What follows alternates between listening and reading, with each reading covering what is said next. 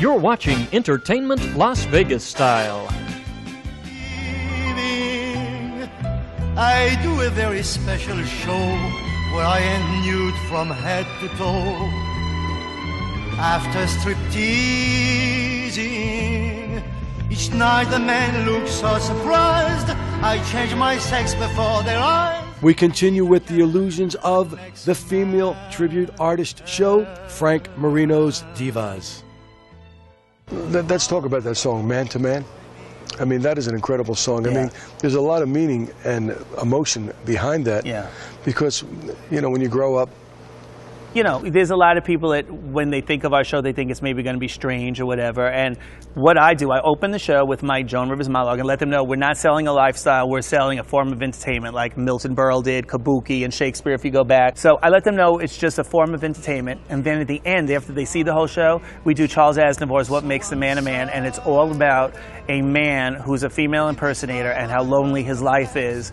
And it's because of how society treats him. And it's just the perfect closing. He comes out as a beautiful woman, takes it off, and the words, "Tell me if you can, what makes a man a man?"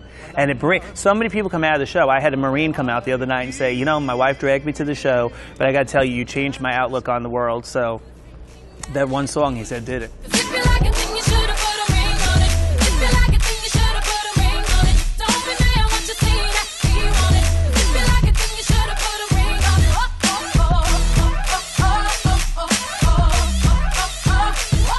so let's go through each cast member individually and give him credit due, please. Yes. Derek Barry does Britney Spears and does Lady Gaga. Stephen Wayne does Cher, Celine Dion. Larry Edwards does Beyonce and Tina Turner. Coco Vega does Bette Midler, Shirley Bassey.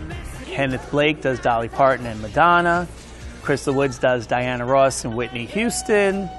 Sammy Gonzalez does Liza Minnelli. And then also, you know, these characters change too. I want to make you know that the show is always different. And I think like the only thing we kept from the old show would be the man-to-man number, because that's just a perfect closing to a drag show. So it's always going to be affiliated for what we do. And then the idea that, you know, that I do Joan and come out in between the acts with different costumes.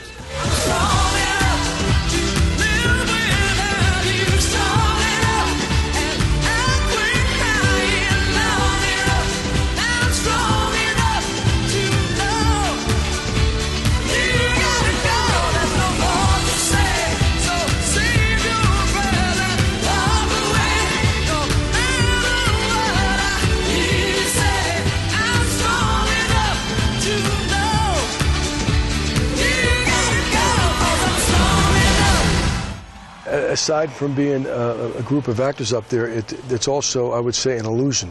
I mean, it's a magical show, too. Mm-hmm. I cannot ever say this is a female impersonator show anymore. Yeah. I mean, early days, you know, we had Kenny, and that was a female impersonator show.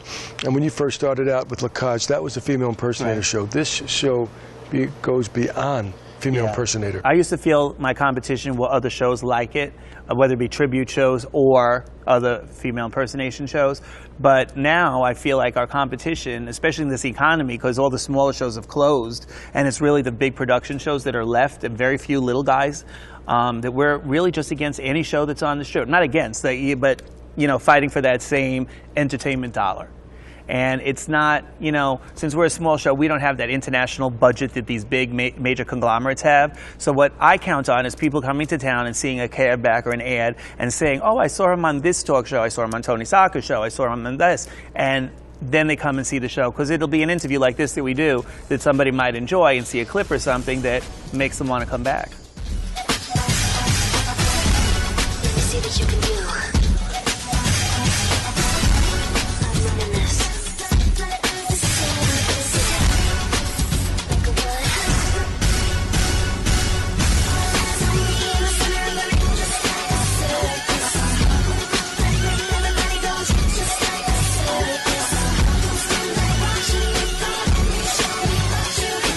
I think when people walk out of here, they tell other people, seeing is believing, because this is unbelievable to see a group of guys come out and do what you do. And what I really like, as opposed to the other show, is you have male dancers. I think that is a great There's added very attraction strong to male the dancers yes. too, and it's very hard to find people that are built really nice like that and big, so that we look small and can dance. You know, a lot of times in the strip shows they're more clumsy when the male strip shows, but our dancers are really fabulous dancers. And I'm going to tell you, I think it's the economy. The economy took away so many of the big production shows that now I was able to get dancers that otherwise would have been in these big production shows because they're so good, and it actually worked out to my benefit in that way.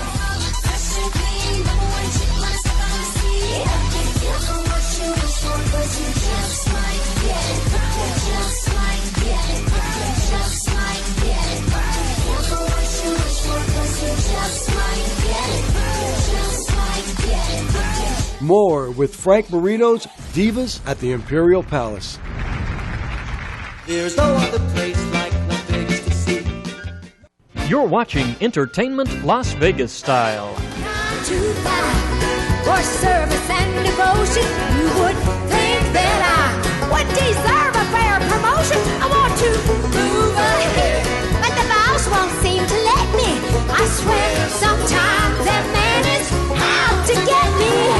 Not too bad. Do you think a show like this would do well in the Midwest and down south and things like that? It's funny, I know it, most people would think New York and California probably would do well. We put shows in both places in the know. It's more of the strangest places that we put them that they do well. Obviously, any casino place, like Atlantic City, we did a show and it did very well. Anytime where there's an influx of people changing constantly, the show does well.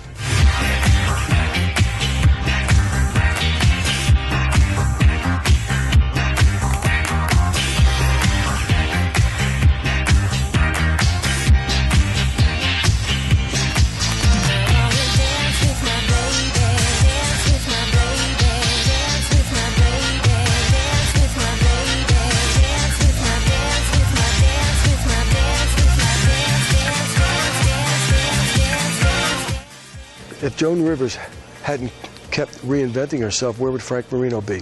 You know what? That's why I started doing my own character. Like 20 years ago, I thought, wow, Joan's getting up there. Now, if she, God forbid, something happens to her or her character's not that popular anymore, what would I do? Who knew? This woman is unstoppable. She even got her new show, How'd You Get So Rich? She's going around now knocking on people's doors that have beautiful homes, asking them how they got so rich. So she kind of is inspiration She's to you. unstoppable. She's the unsinkable Joan Rivers. And thanks to Joan Rivers, she always said, thank God my career was so strong, I made enough money to make both of us rich. And I said, and I thank you for that. Oh, but speaking about being gay, what about the kid in NSYNC, Lance Bass? He came out of the closet too. I'm sure you read about that one, but oh, what a waste of time for him, being in a group called NSYNC to find out you're really a Backstreet Boy. And Frank Marino and I have something in common. One is we've both been doing our thing. My TV show's now going in its 25th year. Mm-hmm. This is your 25th year, I think. And I remember being on your show, I think, the first year. And we look so much the same. Same. We don't look too bad. And another thing we have in common is you have a star in the Las Vegas Strip. I mean, so do you. I have a star in the Las Vegas Strip. Mine's is New York, New York. Yours is at the Riviera, and now you have a second star. One in front of the Imperial Palace. Yeah, that was a great honor. I mean, just getting the first one, you know what I'm saying, it was such a great honor. Anything, I love Vegas so much. I mean, if Oscar wasn't the mayor, I'd have to have that job. You know, I just love it here. I shouldn't have done that. This damn dress is made like a cheap hotel. There's no ballroom. See, you're laughing, but believe me, if my G-string ever broke, we'd lose the whole front row. So excited, my buddy, Mr. Frank Marino. This is the ultimate show. I got to say, this is just as good as any other show on the Strip. Here now at the Imperial Palace. And I'm thinking this show is going to last another 25 years. Let's hope. That'll put me into my late 30s, and at that point I have to retire. But yes, you know what? We both did it. 25 years, and we're still here. So, you know, good luck to both of us. Thank you, Frank. Thanks for having me again. Good. Queen of the Las Vegas Strip, Mr. Frank Marino. I am the Divas. So wherever you go, you will always know that there's no other place like Las Vegas to go. It's a fun town, it's a sun town, it's a kind of town where Las Vegas.